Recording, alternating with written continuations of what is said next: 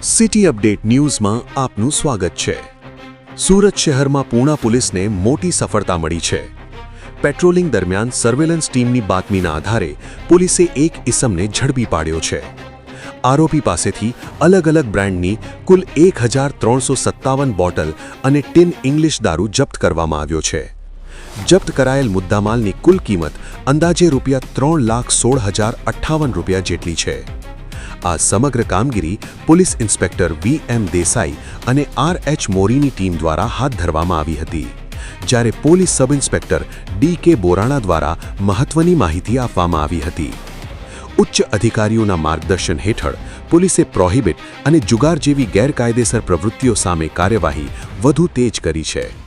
પકડાયેલ આરોપી સામે હાલમાં કાયદેસરની કાર્યવાહી હાથ ધરવામાં આવી રહી છે। City update news Sufiyan Mulla. જોડાયેલા રહો, કારણ કે હવે શહેર નહીં સમગ્ર દેશ કહેશે। આ છે સિટી અપડેટ ન્યૂઝ।